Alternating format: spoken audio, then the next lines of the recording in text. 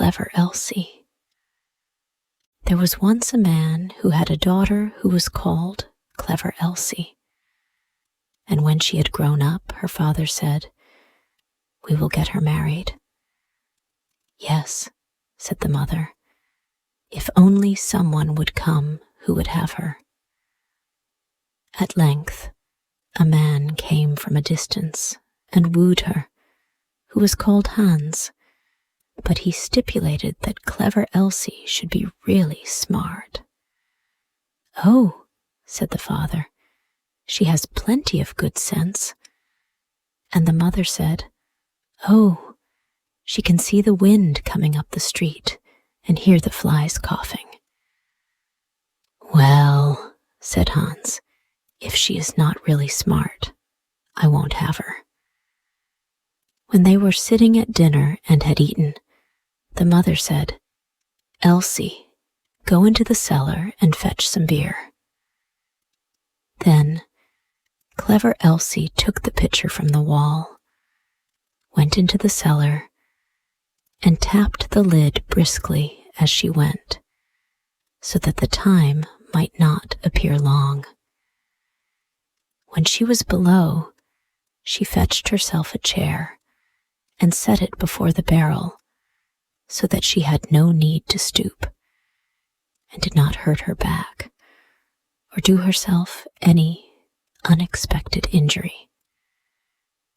Then she placed the can before her and turned the tap, and while the beer was running, she would not let her eyes be idle, but looked up at the wall, and after much peering here and there, saw a pickaxe exactly above her, which the masons had accidentally left there. Then Clever Elsie began to weep and said, "If I get Hans, and we have a child, and he grows big, and we send him into the cellar here to draw beer, then the pickaxe will fall on his head and kill him." Then she sat and wept and screamed with all the strength of her body over the misfortune which lay before her. Those upstairs waited for the drink, but Clever Elsie still did not come. Then the woman said to the servant, "Just go down into the cellar and see where Elsie is." The maid went and found her sitting in front of the barrel, screaming loudly. "Elsie, why do you weep?" asked the maid. "Ah," she answered, "have I not reason to weep?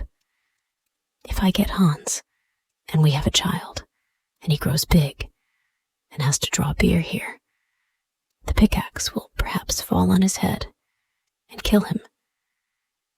Then said the maid, "What a clever Elsie we have," and sat down beside her, and began loudly to weep over the misfortune. After a while, as the maid did not come back, and those upstairs were thirsty for the beer, the man said to the boy, "Just go down into the cellar and see where Elsie and the girl are."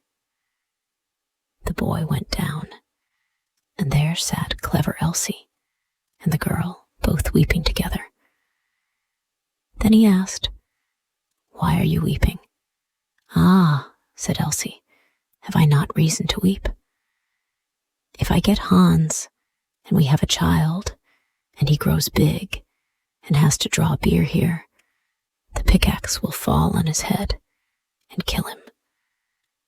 Then said the boy, "What a clever Elsie we have," and sat down by her, and likewise began to howl loudly.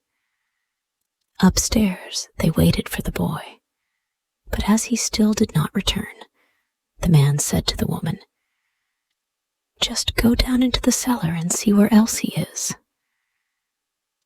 The woman went down and found all three in the midst of their lamentations, and inquired what was the cause.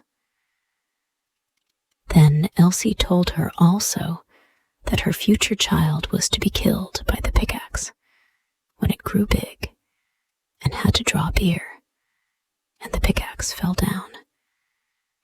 Then said the mother likewise, "What a clever Elsie we have," and sat down and wept with them. The man upstairs waited a short time, but as his wife did not come back, and his thirst grew ever greater, he said, "I must go into the cellar myself and see where Elsie is."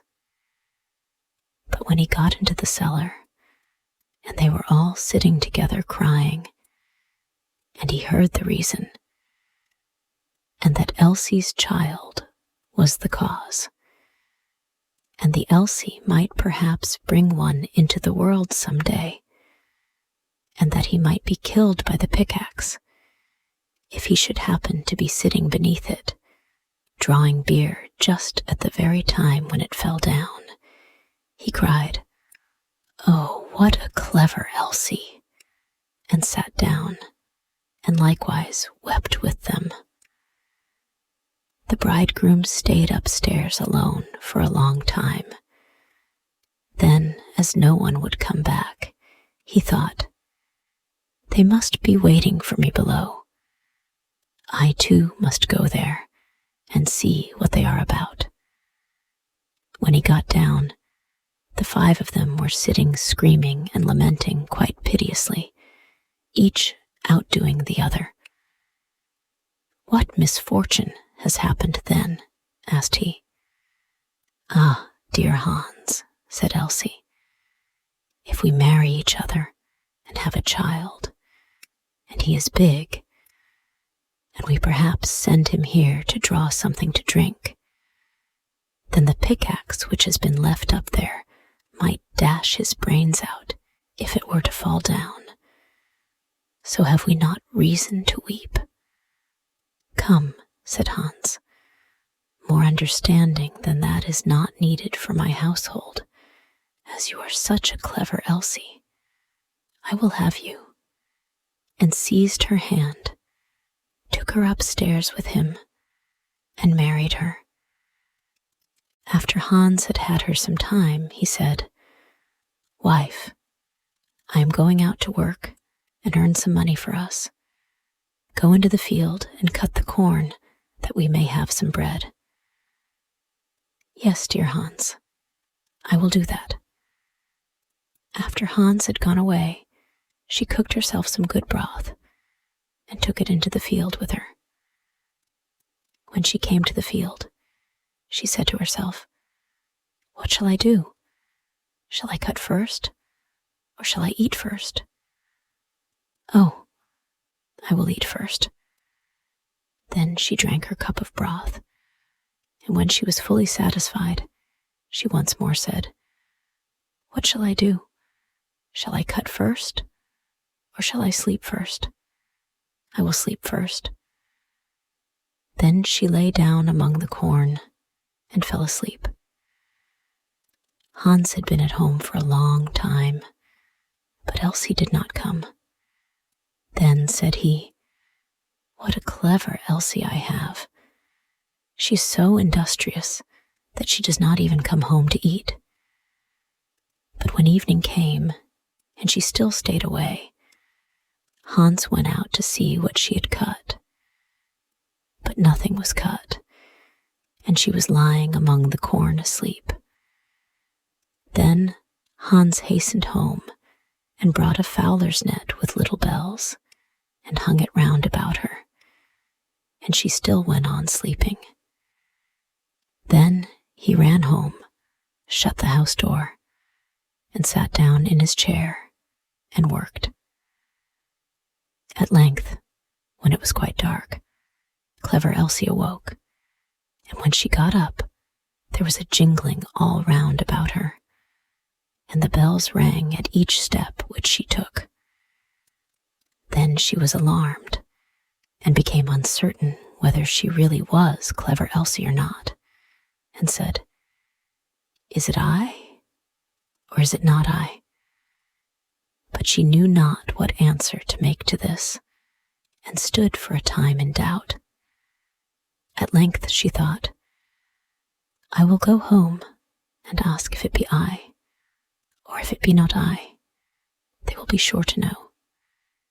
She ran to the door of her own house, but it was shut. Then she knocked at the window and cried, Hans, is Elsie within? Yes, answered Hans, she is within. Hereupon she was terrified and said, Ah, heavens, then it is not I, and went to another door. But when the people heard the jingling of the bells, they would not open it, and she could get in nowhere. Then she ran out of the village, and no one has seen her since.